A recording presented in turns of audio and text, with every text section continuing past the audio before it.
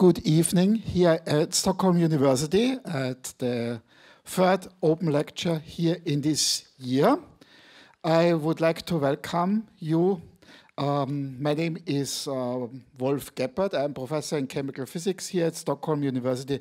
And since last year, I'm also organizer of these open lectures.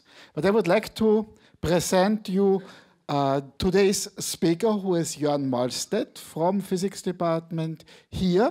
Jörn did his master's thesis at the University of Göttingen in Germany. And then for his PhD, he moved to the NICAF, which means the National Institute for Nuclear and High Energy Physics in the Netherlands, where he did his PhD in 2016. And then he came here as a postdoc to join the Xenon project, which is run here and coordinated here at Stockholm University Physics Department.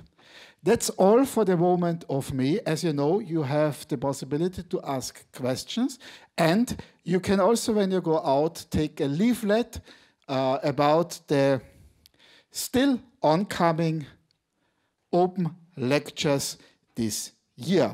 So Jörn, the floor is yours. Many thanks for coming.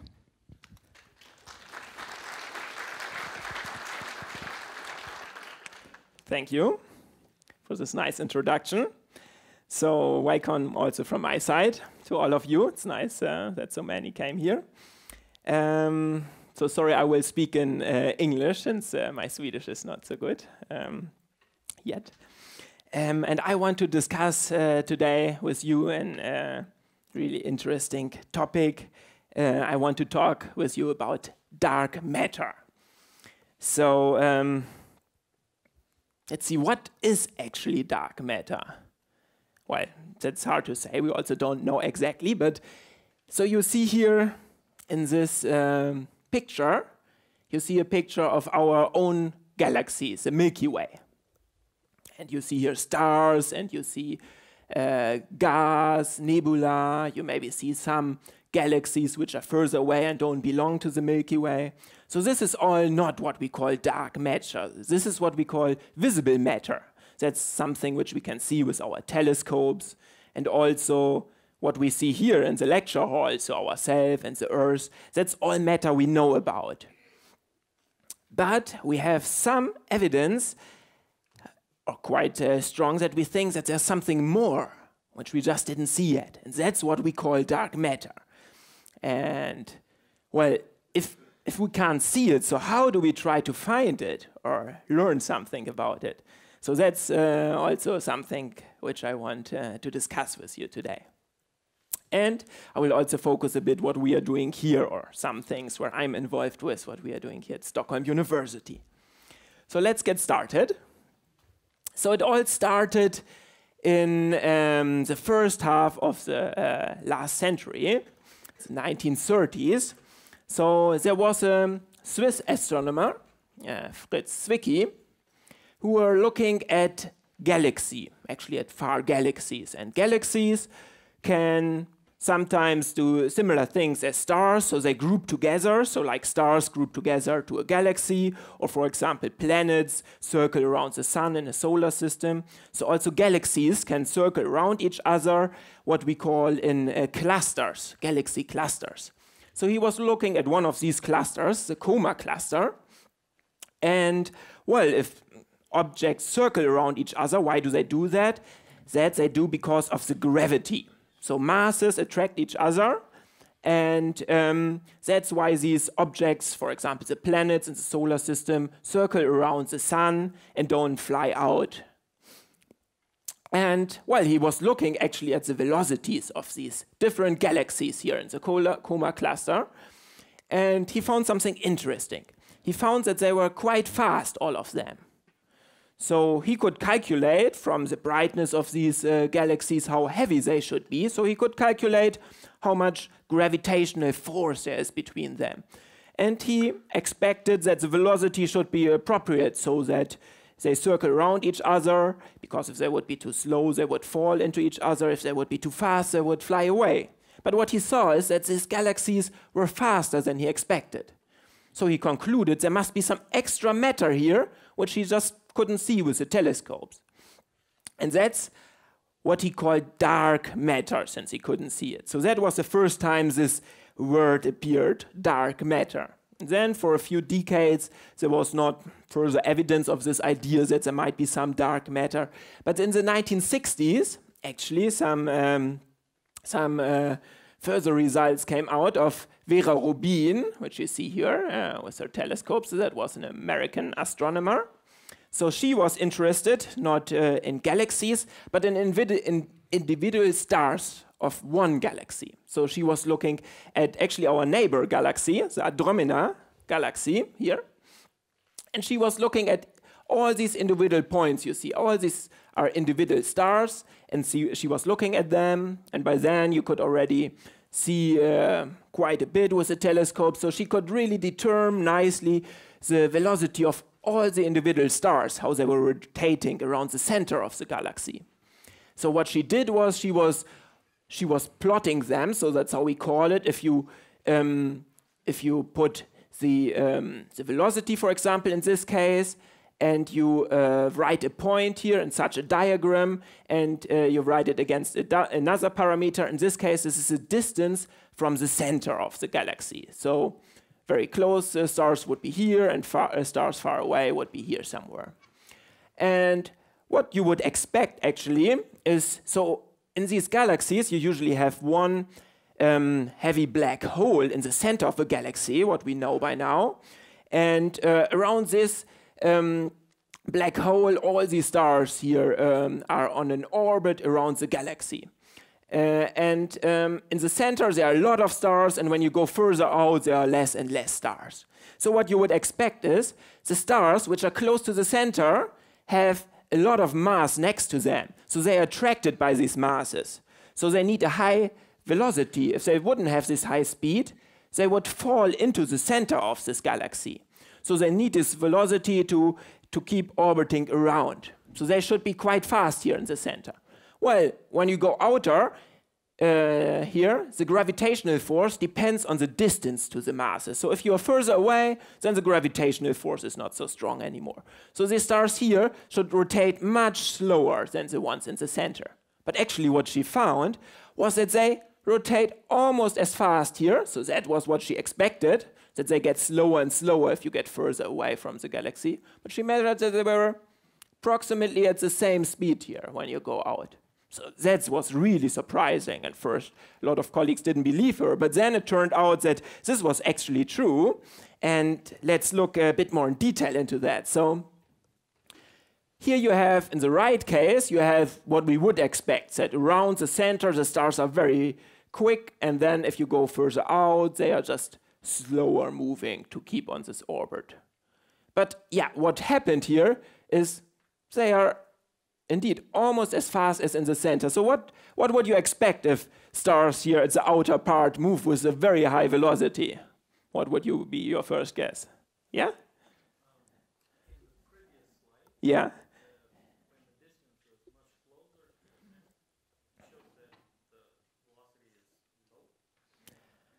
Right, I mean, this is basically when they're almost inside the center, you know, because then there are also masses further out, right? So they are not all seeing the mass in the inside when you get very close, right? Then there are a lot of stars outside, which kind of cancels this effect. So indeed, you are talking about this part here, right? So this is kind of expected because then there are some outside. So what I was talking about more is starting from here, going to further distances, right? So here we expect a high velocity and then it goes down. But actually what we see here is that they keep this distance. And well, usually you would expect that they really fly out. I mean, it's like when you're sitting in a carousel, right? And it's getting too fast, or if you're driving with your car around a corner too fast, there's a force which just keeps you on a straight track, and that would actually get you out of your way. So there must be some really strong force getting these stars into the center. And, well, we can sum up all the masses of the stars By the brightness, we can estimate how heavy they are. And there's a lot of mass missing to pull them into the center. And also, if all this mass, if there would be some additional mass, for example, in the black hole, then the stars in the center should also be much faster. But that's not the case. So there must be some mass which is distributed here all around. In the whole galaxy, there must be some extra mass of a high number. And since we don't see this extra matter there, which is needed for the gravitational force, we call it dark matter. And there are some, further, I want to show you two more cases where we actually see this effect. So one is called gravitational lensing. So what you see here is a cluster again of galaxies. So each of these points not individual stars, but are really many stars together, so they are very far away. And they group together in a cluster.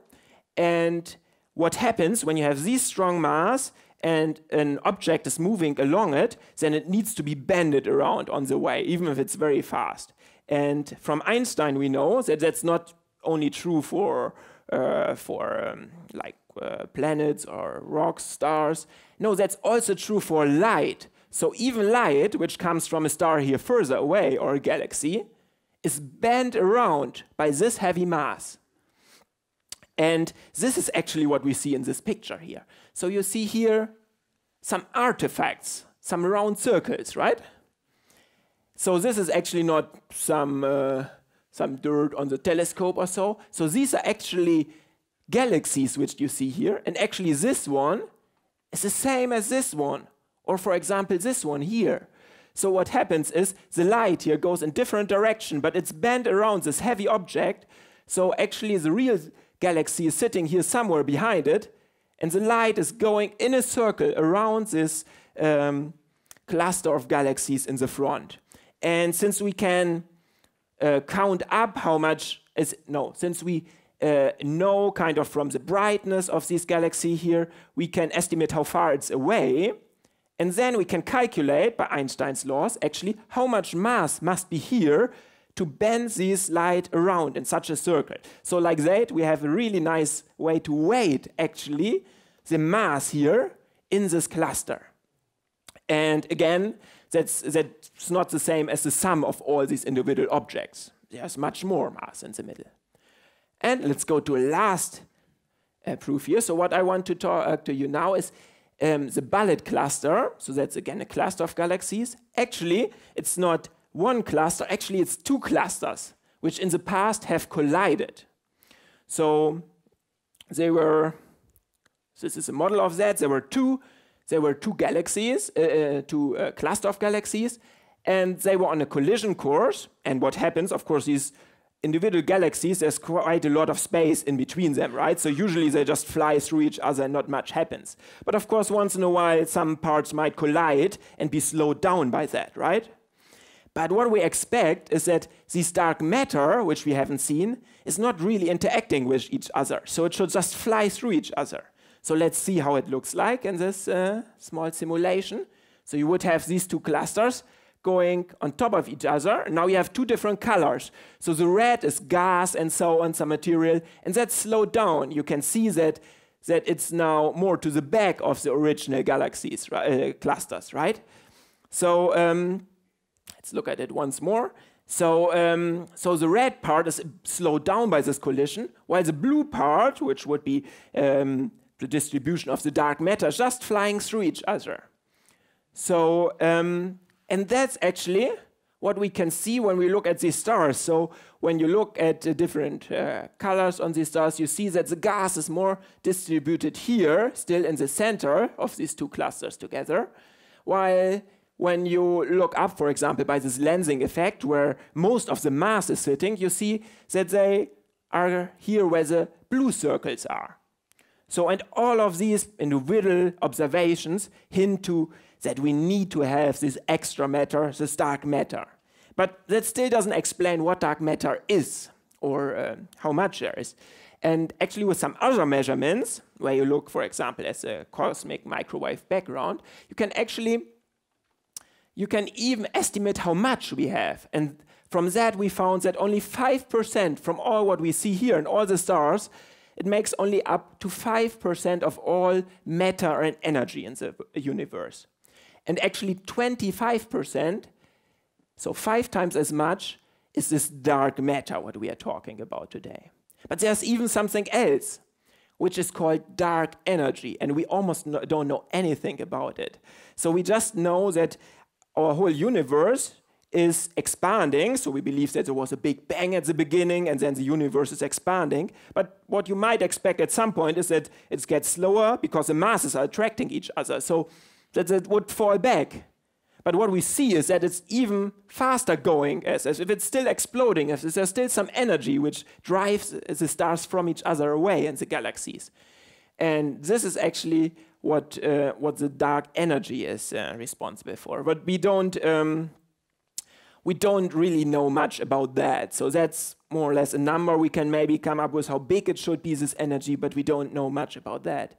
But the dark matter, we have some ideas what it might be. So there are a lot of theories what dark matter might be.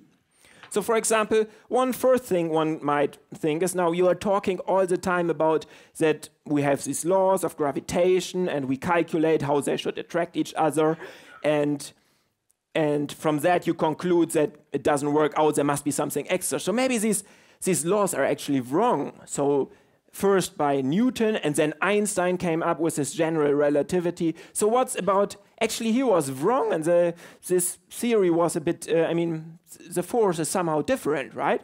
So actually, I guess some of you were here last month. So then Edward talked about this part here. So he had the title Harder Einstein Fehl, and he was talking about maybe these laws can be modified, and by that, actually, that's why the stars are faster around, for example, at the outer side of galaxies. But he also discussed in his talk that it's really difficult for these theories to explain all of these different effects which I just showed you. So he said in his talk, maybe this might count for some part of the dark matter, but there should be still something else around. So most people believe that it can't explain, maybe some of that is true, but it can't explain all of this. So there should be still something else around. So many people believe that there is some type of particle which made this dark matter. So now we can think, well, we know a few particles which are around. So for example, maybe you have heard of the neutrinos. So this is a particle which is also very difficult to measure.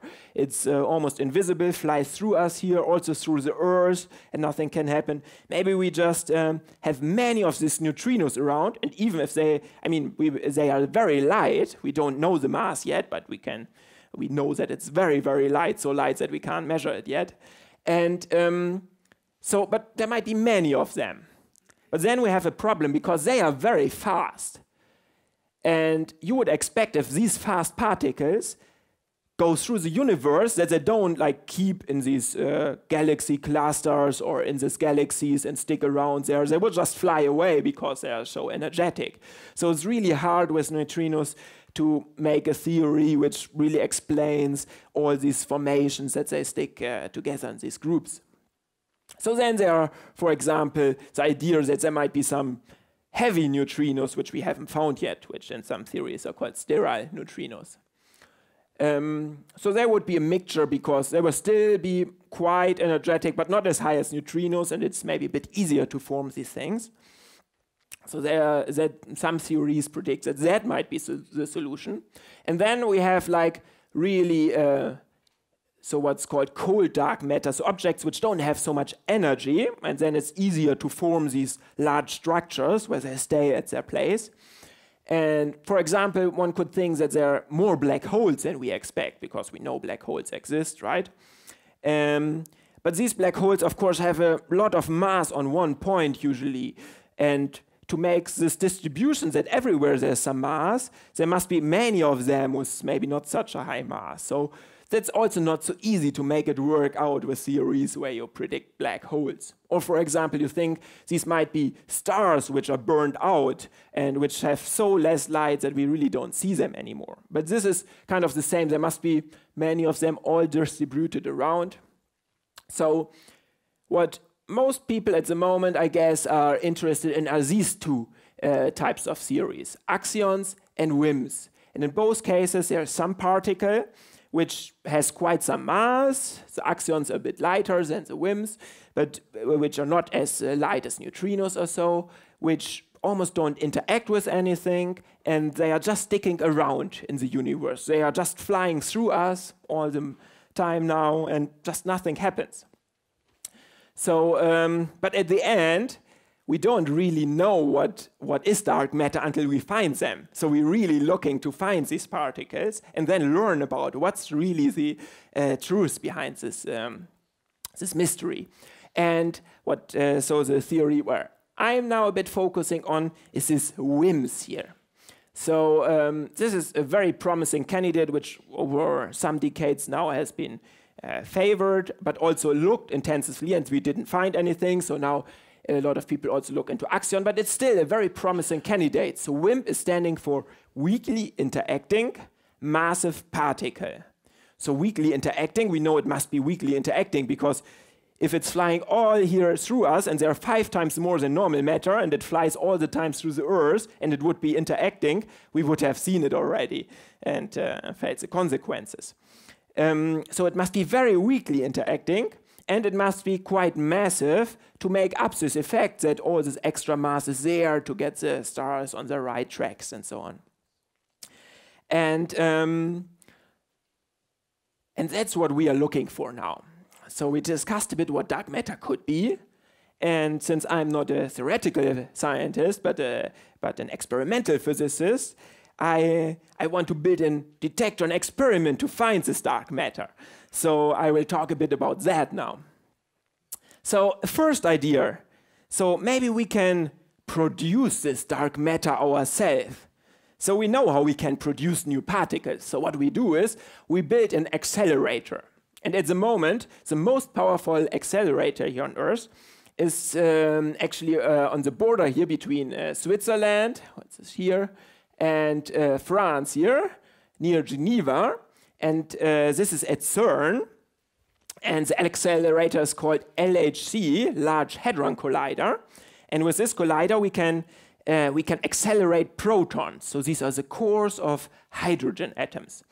And we can accelerate them so fast here around and we accelerate, well, groups of them, but we accelerate them in different directions. So one in this direction and one in the other direction. And then what we do is once in a while, we let these particles with a high energy collide in the middle. And what happens when you have 2 particles coming on top of each other and colliding is that you can produce new particles, maybe even of higher energy, because they are so fast that you know all this formula of Einstein, I guess, E is mc squared. So if you have a lot of energy, you can also produce, in this case, particle of a high mass at the end. And actually that's happening at 4 points, here, here, here, and one there.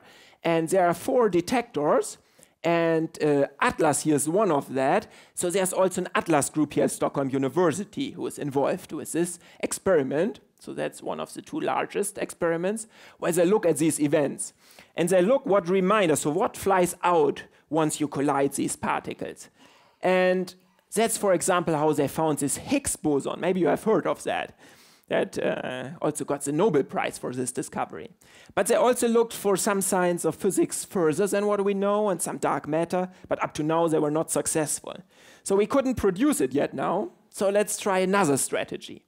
So why don't we, maybe we find some indirect evidence, you know? Maybe we can find some footprints of dark matter if we can't see it by itself. So how do we do that? So we think that if this dark matter is around, and it just moves around in the galaxy, once in a while 2 of these dark matter particles might meet each other, and then they would actually they would collide and they would disappear, what we call annihilation. But they would not disappear into nothing. Actually, some strong light would come out, and also some neutrinos would be produced. So maybe we can find this light which comes out, which has a high energy, so we call it gamma rays. So there are telescopes like the Fermi telescope, which is looking for that. And there were also people here at Stockholm University involved with that experiment. But what also happens is we believe that these particles, of course, are attracted, they're heavy, we believe, these dark matter particles, so they're also attracted, of course, by other masses. And for example, the sun is quite heavy. So maybe there are more dark matter particles which went slowly towards the center of the sun and are meeting there. So maybe it's more likely that they actually meet and hit each other in the center of the sun. But there, if there would be some light, it would not manage to get out because the sun is so massive that it would get stuck in the core. But actually neutrinos which are produced could just maybe fly out and reach us here. And one of the experiments which is looking for such neutrinos is the ice cube detector. And that's an experiment which is built in Antarctica, directly at the South Pole. And there, they were digging really big holes into the ice and putting some detector in the ice itself. So here you see a picture, and actually this small, you can't see it from there, but this is actually a scheme of the Eiffel Tower in Paris. So you see, if this is a Eiffel Tower, the whole thing is really large. And this detector is built in the ice, and it's looking for neutrinos. And it also found maybe some sources where neutrinos come from in the galaxy, but also that didn't find any source, any convincing part of dark matter yet. With indirect searches, you always have the problem, if you find something, you are not always completely convinced, is it really what you are looking for? Is it just some other, is it some star? There are some stars which have pulsars or so. Maybe they have some, they send also out light, which really looks like there might have been an annihilation of two dark matter particles, for example. So it's hard from that sometimes to conclude if there is dark matter, and there has been no real proof yet. So let's go to actually where I'm involved in. So let's try to find one of these rare collisions. We think that they should once in a while collide. If they really don't interact at all with anything, of course we don't have any chance to see them. But if they just very rarely interact with some particles here at Earth, maybe we can build a very large detector which actually sees one of these super rare collisions of dark matter particles when they go here through the Earth. Most of them just fly through the Earth, but maybe once in a while one gets stuck, and we can measure that. So what do we need for that? Well, first of all, since it happens so rarely, we really need a big tank, a big detector to measure it. So what I show here actually is the tank of the Super Kamiokande. So this is a detector which is in Japan, which is looking for neutrinos. So that's also how we found neutrinos. They also fly through the Earth and are hard to detect, but they build big tanks full of water, and once they go through the water and go into once you see some track which it leaves, and that's how neutrinos were found. So let's try to do the same now for dark matter. But what do we need? We need to fill it with something. We need to fill it with something which almost doesn't react to anything, so that once there is an interaction with this dark matter, we can actually see it. So we should take something which doesn't react. So let's take a noble gas. They are quite known for not reacting almost to anything. And let's take a heavy one, because we know that heavy particles react more likely with other heavy particles than with light particles. So the most heavy noble gas is also radioactive. That we don't want, not only because we don't want to use the radioactive material, but also because it actually produces some particles which we maybe think are then dark matter interactions which happen. So we want some which is not radioactive, so we use xenon. And then we still have the fact we have this big detector with xenon which doesn't interact with something, but we still have particles from outside coming in. For example, when particles come from outside of our Earth and hit that atmosphere, then muons are produced. So that's a kind of heavy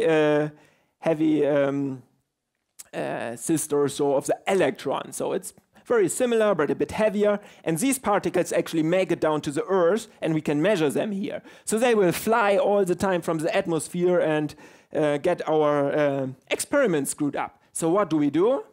Well, we actually take this big detector with the xenon in them and build it deep under a mountain. So then it's shielded from a lot which comes from outside. And actually, that's what the collaboration I am in did.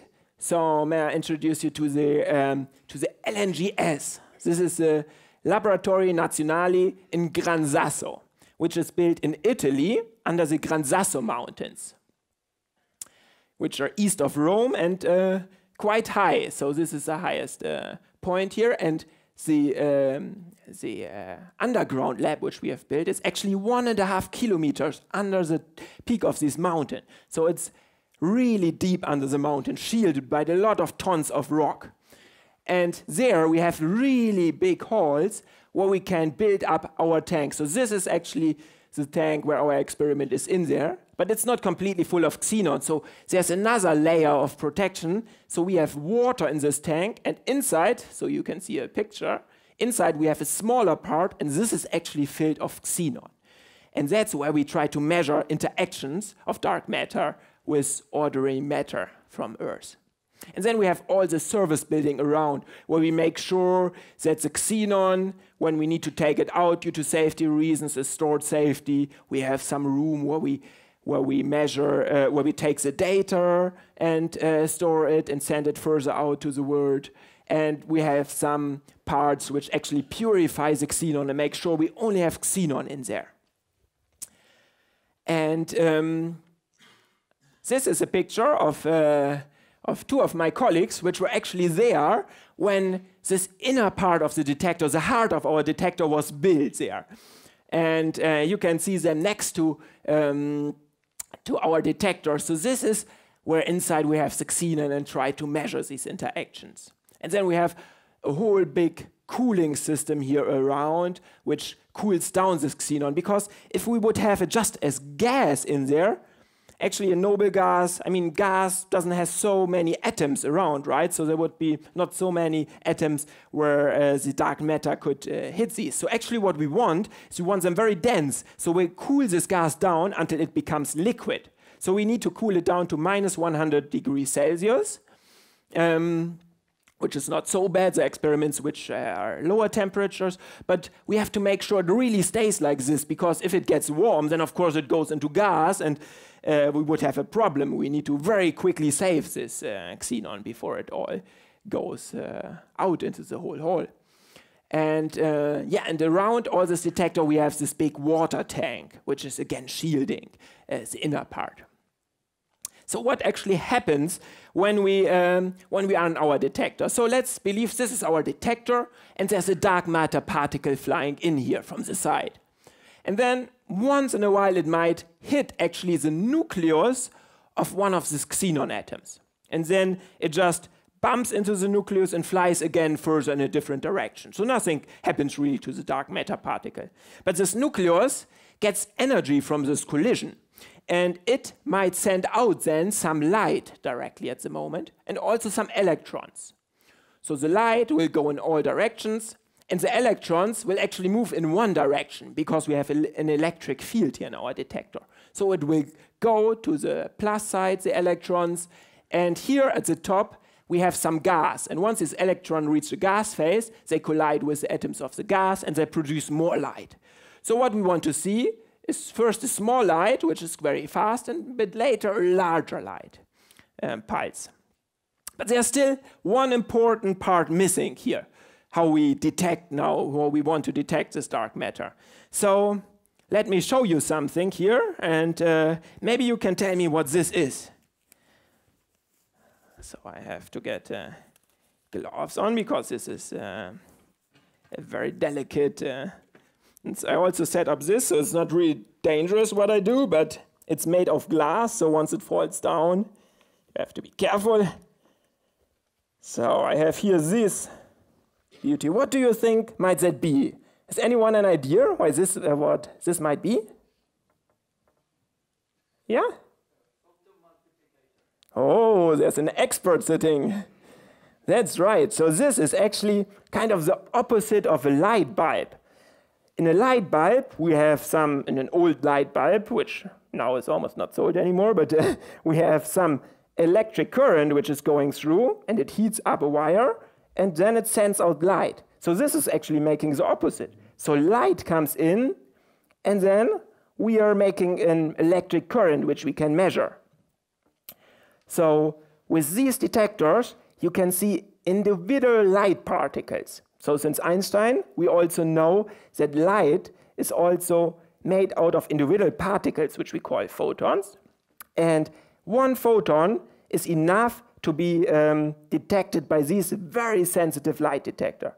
Well, this is not a light detector we are using. This is actually one of this experiment ice cube, which I showed you a few slides before, which is in Antarctica. So they use these big ones to see light of these neutrinos flying through. So what we want is some smaller light detector that we can really see where the light is coming from exactly in our detector.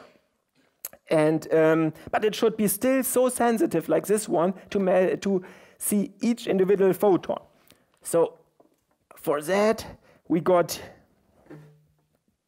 maybe I go to the next one first. So actually, this is a question to how do we at the end try to measure that, because these are the light sources, how we measure this light, which is produced maybe by this collision of a dark matter particle.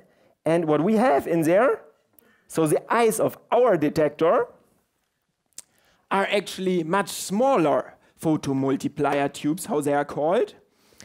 But they are so sensitive that they still see each individual photon which comes into our detector. Well, maybe not every single one, but there is quite some chance that it finds one. And I actually brought you one of these ones, which we use for our detector. So they are quite a bit smaller than the one we have there. And it has this opening, this quartz glass here. So it comes in here, the light, and then one photon is converted into an electron, and then there's a high voltage on here that at the end a cascade of many electrons come out of the end. And like that, we can get from one individual photons, we can get around 5 million electrons at the end coming in when only one photon flies in. And this signal we can really nicely measure. So these light detectors are so sensitive. I heard once someone saying that if for example, the moon would be completely dark and there would be someone, and also all the other stars would be switched off, so we look into a dark sky, someone sit at the moon and would light up a candle or so. Well, there's no oxygen, so that doesn't work, but if that would work, and someone here would have such an photomultiplier tube, you could measure this light coming from the candle all the way from the moon down here. So sensitive are these detectors. And actually, these detectors, since they are so sensitive, they're also quite delicate. So they have an ultra-high vacuum in there, and it's easy that one of them might get some, might be not super tight or so, and that's when they wouldn't function fully anymore. We wouldn't see such a strong signal, or they could even send out lights themselves. That's really not what we want, because we have all these individual light detectors here in our big detector to see where the light is coming from. And if one of them would send out light, that would be quite a problem. So that's actually what we do here in Stockholm. So we do much more here, but what I'm involved in is the testing of these PMTs here. So I showed you one of them, but in total we tested more than around 250 up to now. We tested here in Stockholm of these photomultiplier tubes. And we have a small detector of ourselves where we try to mimic actually what happens in this real detector in Italy. So we also put them in liquid xenon, and we leave them there for a while and make a lot of tests to see if they really perform as well as they should. And then only the best one of these photomultiplier tubes we are sending down to Italy to build in this large detector that actually we can see there the dark matter. And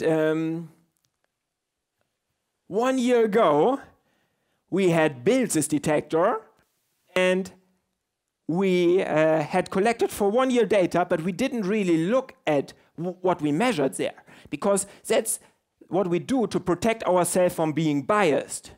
Because sometimes you believe you see something and you think, oh, that's what I want to see, that's dark matter.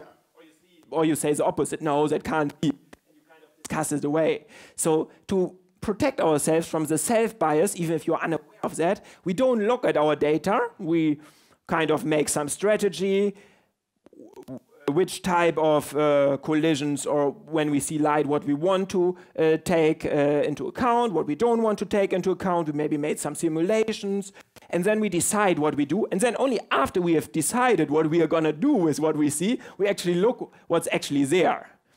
And that's what we did 1 year ago. And actually, this is a bit what we found. So here you see all these small points here are actually what we call events. So there we saw some light first, a small light coming from a collision, and later we saw a larger light. But we can also look a bit more into detail into that. We can look what the energy of these events was, how big this first signal was, how big the second signal was, what was the ratio between them. And like that, we can determine what the reason might have been for these events. And as you can see, most of these points are black here. So this is actually where there was not a collision with the nucleus of some xenon, but there was just some interaction with the electrons, which are around the xenon atoms. And this is not what we are looking for as a WIMP signal. So all these points which were in here turned out to be something else and not our signal. So there are only a few remaining points which now have here these, which are a bit larger than this one, which might have some other origin. So, but some of these actually, which then had, for example, nuclear recoil, but some of these events we also expect because some neutrons might still come out because we try to get materials which have no radioactivity at all, that there's nothing. But it's impossible to get everything completely pure. There's always some natural, I mean, in all our bones or so is natural radioactivity in all materials, so you can't get all that out. There's always some neutrons flying around, even if you're very careful, and you will measure some, and you will measure always more close to the edge of your detectors than in the center. And you can also see some of these events here also more towards the edge. At the end, we expect some of these events, and then what you do is you are counting. You expect, for example, 10 events in the year of this type, and then you see if you find 10, well, then you didn't find anything on top of that, right, than what you expected. But maybe you find 12, well, then it's probably just a fluctuation, right? There were only 12 instead of 10. But if you find 20 or 30, then you might say, oh, maybe we found something which is not... which can't be explained by these known sources of background. Yes. The battery is get empty, I guess. Or not. Okay, thank you. But what happened in this case was that we expected more or less the number of events which we had thought we would see, and we didn't see more. So at the end, we didn't find dark matter with this detector. So what do we do now? So actually, this is a very recent photo. This is just from yesterday. So actually, I was just flying back 2 days ago to Stockholm. So I spent the last 2 weeks at Gran Sasso in our detector, because at the moment we are busy to opening this detector, taking it apart, and then we want to build a bigger version of this detector. Because if it's bigger, then we have again a chance to see maybe even weaker interacting dark matter particles. So this is some people of our PMT group, and together with them I had there prepared this disassembly, and you see they take out all these, so all of these are some of these photomultiplier tubes. They take them out here from the actual experiment which we have now, and then this year we will build a new detector which we call Xenon Enton. So there were already 2 smaller versions before that, starting from 2005 on. This is the one where I just showed you the results from Xenon 1 ton. And now, at the end of this year, we can maybe start this even larger version, where we again have the hope that we see something. But you never know what you will see, because that's how the science works. So if we would know already what we will see, we wouldn't need to do this fundamental research. But so we are really excited when this one is built to see what comes out of that, because that's quite a bit bigger, and there might be a chance again that finally we might find something. But we are not only doing that, building a bigger detector. Here at Stockholm, we are also looking at new type of technologies. So actually, I brought you here another type of light detector, which is recently developed. So this photomultiplier tubes is already quite an old technology. It's already decades old, more than 50 years, but it's still working very well. But it also has its problems. So now there's this new technology, which is called Abalone. And I have one of these Abalone light detectors here. So it's kind of a similar size of these PMTs, which we are using for our xenon detector. And this one works a bit differently. So this one only has a much higher voltage, but there are photons which come in and which are then converted to electrons, are not accelerated in many steps like here, but just in one step they're accelerated so that we get a lot of electrons here out at the back. So you can see here some small window, and that's actually where we measure everything which comes in on the other side. So something which comes in here is accelerated towards this point, and that's where we measure then the signal at the end.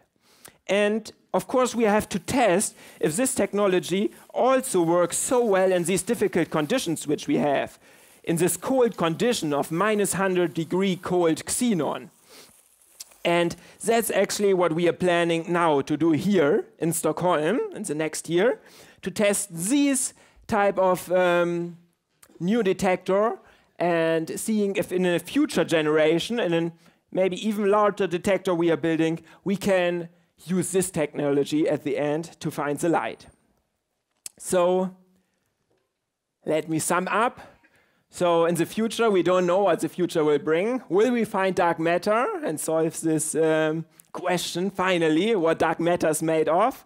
So there are a lot of projects going on, like ours or other projects looking for other type of dark matters. And we need all of them because we don't know what dark matter actually is until we finally solve this exciting question, which is already almost 100 years around since Fritz Zwicky came up with this name of dark matter. So I think the next years will be very exciting, so stay tuned. Thank you.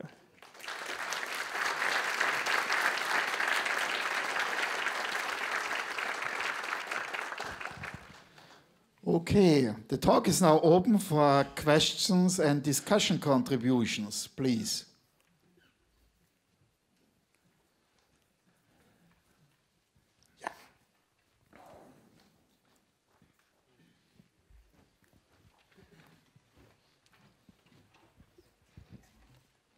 We're used to thinking that gravity is always attractive, unlike charge between the force between charged particles, which can be attractive or repulsive. If we imagine that some of this unusual matter has repulsive forces to our matter, what would be the consequences of that? Well, then, I mean, kind of how we make up this theory that we need this dark matter is, of course, that we think that we need extra matter which is pulling together all these galaxies and stars, right? So if some of that would drive this force out of each other, then of course it couldn't really explain this type of problem. So then, or if part of that would drive parts further away, then we wouldn't need actually more of the attracting parts. I mean, then this puzzle would be even larger, right? If it would blow off these stars, because they're now already too fast.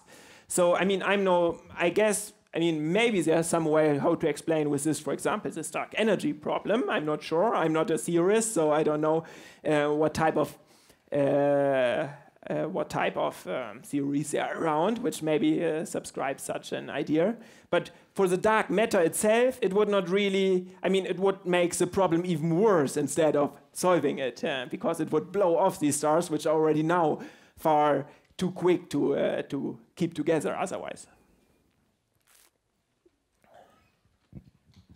Hi, I want to say thank you for a good lecture. It's very interesting. Thank you. Yeah, what I was wondering, you said stay tuned, and therefore I wonder, are you confident that the proof of dark matter will be found in a foreseeable future? Yeah, I mean, of course, I don't know, right? I mean, no one knows. But I think, I mean, for me, it's quite sure that there must be something. Because, I mean, all this evidence which we saw, there should be something around which actually makes the galaxies and stars move like what they are doing. Of course, there's a different question if we find it in 1 year, in 2 years, in 5 years, or only in 100 years, right? I mean, of course, we hope that it's just around the corner, and I think there are some hints that there might be something. So I'm quite positive, but it also might be that this is still an open question up to 50 years. But I'm really convinced that at some point we will figure out this problem, because for me it's, I mean, this is just a gut feeling, but for me there must be something which acts a bit like particles, which is doing that. On your experiment results, you saw quite a bit of like data points, which you said were from things like noise. But if you have that many data points, say that you have one dark matter particle interaction within like 3 years, because the volume didn't seem to be too big, then would you really be able to figure out if you found such a reaction, if it's like 1 every 3 years, and you have like 100 data points per year? Right, I mean, that's a good question. So that's actually what we are kind of fighting against this whole time, right? So what we do is a lot of statistics. So we try to figure out, I mean, as you saw in this plot, this is, of course, not the complete picture. So there are more information we have here. What I just show you is where the events are in the detector. So this is X, Y, and this is Z direction. So this is kind of our detector on where these points are. But we also see what their energy is and all the other parameters. So that's why we could kind of kick out all these black particles. You can kind of exclude all these many points, right? So you can say, oh, we are quite confident that this is actually no dark matter. And then you are only left with a few more points, right? And then, of course, as you say, if we only see one dark matter particle in 3 years, we will not be able to say that. But if we know that there's 1 in 3 years, and we build a detector which is twice as large, then it would be already 2 in 3 years, and then you run it for 10 years, then we would have, or 30 years or so, then we would have 20 particles, right? And then maybe, when we compare it to the number we expect, these particles already make quite a bit of difference, right? So that's why you have to then really increase your sensitivity and run it longer to beat these statistics that you don't know what it actually is.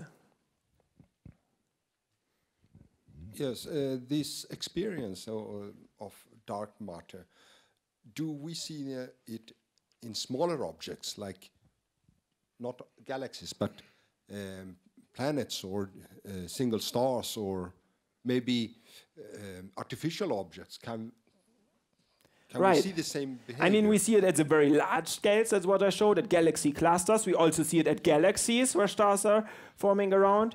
But we don't see it at the, I mean, it should be around here, but of course, for example, in the solar system, which would be the next step, right? The planets circling around the Earth, around the Sun. That was a long time ago that we believed that they were circling around the Earth. So then for that, the amount of dark matter, the density which is here around, is not enough anymore to really pull them into some other direction. Also, we believe, of course, that it's quite uniform here in this region. So that's why it doesn't change so much, because it pulls in all the direction at the same time. Because in the whole Milky Way, we believe that there's also this kind of ball sphere of dark matter.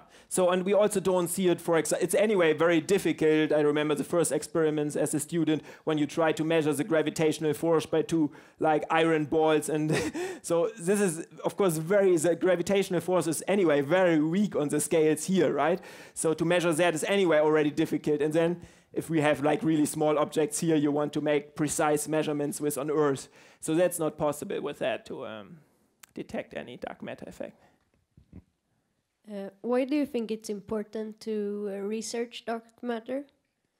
Well, I mean, Of course, you can say what type of things do you research and where to put, for example, money in. But I am quite strong convinced that it's very important to think, not just to think really about the far future, right? And fundamental research is something which always has driven humanity on. You mind finding out about something, so maybe over many hundred years it didn't bring any practical use to do, but after some time, after you found out some principle, how something works, then also sometimes application come of that, and it helps in other senses. But for me, myself, of course, also just to learn about how everything works in the universe is already a goal which is worth, I think, to spend some of our attention, of course not all of it on, but all of that, what we have of the resources, I think some of that to really learn about how our whole world works is quite well spent. I think it was Michael Faraday who once was asked by Lord Palmerston, at this time Prime Minister of the United Kingdom, what is the use of electricity? And his answer was, "Sir, one day you will tax it."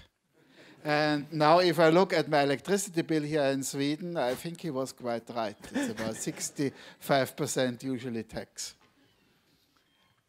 Any other questions, please? Yes, here over there.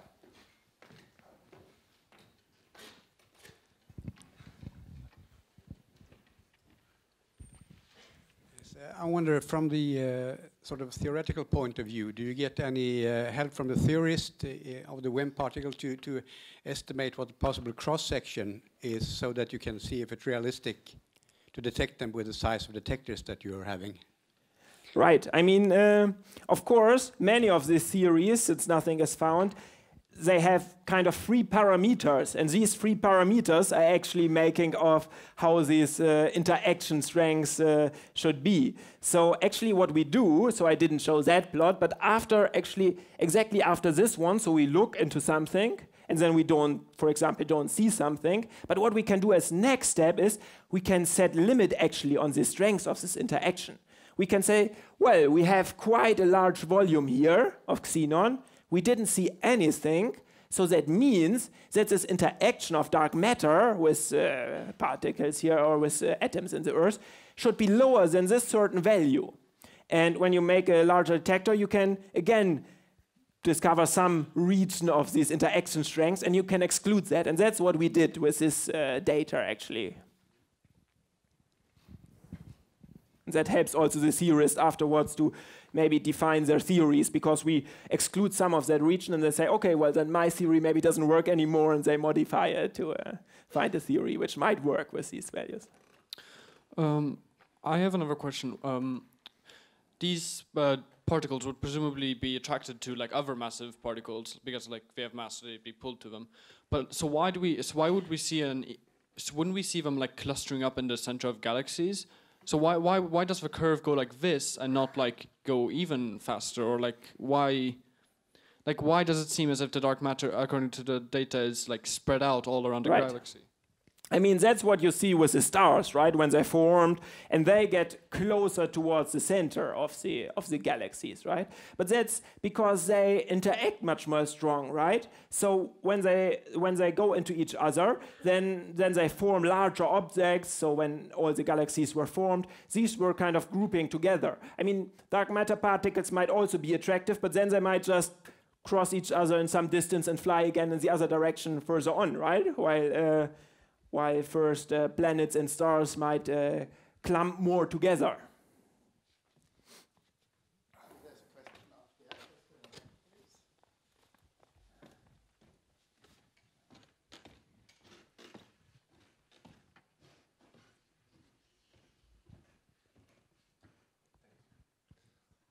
Could there be any relation with the dark matter and the expansion of the universe? Could there be any implication implying dark matter and the fact that galaxies expand in the form of a disk and not in the form of a ball?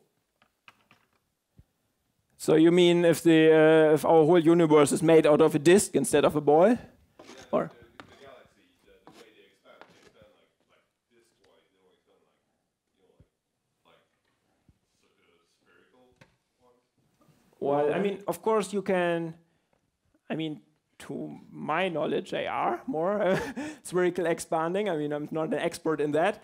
But of course, you can look in different direction, right? So you can, so what we do for example, do with a Hubble telescope is so looking in some fields which look very empty, and then really look long into that, and then we see really galaxies which are as far away that all the light takes kind of all the time since almost the Big Bang to come to us. So they are really young and really far away.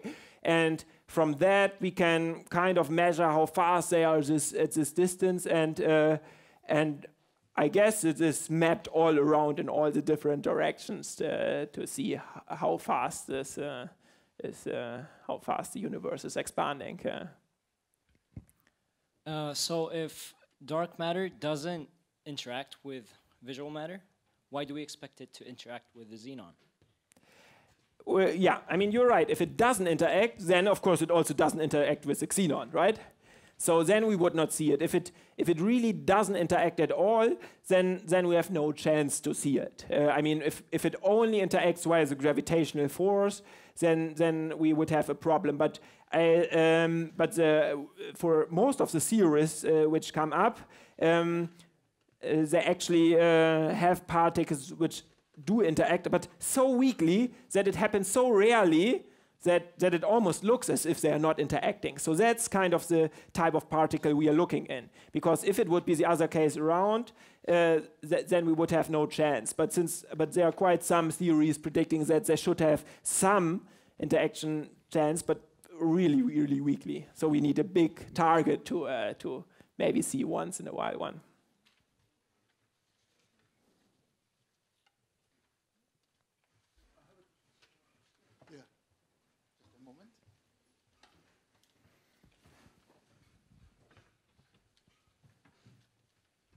Thank you. Looking at your experiment, it looks very similar concept as the ice cube in the geometry of it, not in the size, but in the concept. How likely is it that you would detect neutrinos and that ice cube would, on the other side, detect or understand more of dark matter? Yeah. Well, actually, many of these experiments can also look for other effects. I mean, usually they are built for one main purpose. I mean, some are also built really for multi-purpose. For example, like Atlas in this LHC, they really wanted to find different things. So of course, we might have some chance to see some of that. But we are, of course, quite. I mean, if you compare the sizes, we are still quite a bit smaller than these neutrino experiments, and that's because we are using liquid xenon. I mean, to buy all this xenon, that's one of the most expensive things of our whole detector, and we already bought most of the world market to fill this one, and so it's hard to get so much to build an even larger one. So this is, of course, not so likely. And then, of course, these large detectors are missing, of course, a bit of the preciseness that you can really see where exactly something happens to really reconstruct something, right? They just see something and then they can count, but they can't really see so much in detail what might have happened in the detector. And depending on what you are aiming for, you are building the detector one way or the other. But it's right. Sometimes you see that the detectors, which are built for a different purpose, sometimes find something unexpected even in a different field, which is then always really nice to see.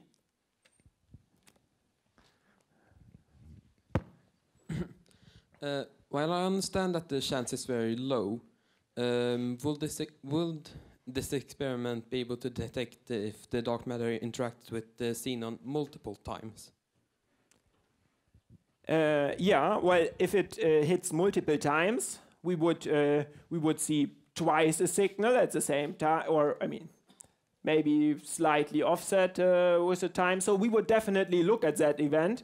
But of course, since like really millions, billions of dark matter particles could fly to our detector, nothing happens, and once in a while manages to hit it, it's of course the chances are basically zero that it hits two atoms directly after each other, because it just flies on and then it probably goes through the whole Earth without something happening. And but if that would happen, it might look quite weird. So we might probably sort it out because it looks probably more like a neutron which comes in, hits it twice, and then we think, that's not a dark matter particle. It would only hit it once, but we would see it.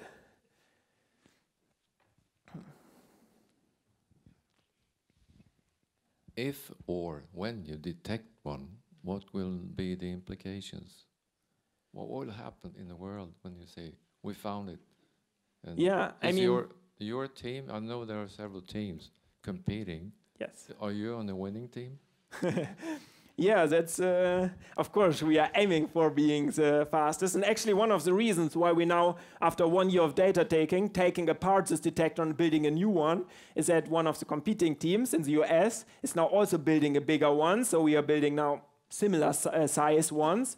And we want to be ready at the same time as they are. Because, of course, when we look now for 2 years into this data, we might have a bit more chance maybe to see something, but only twice as high. But if we upgrade it and it's bigger, it's multiple times higher the chance to see something.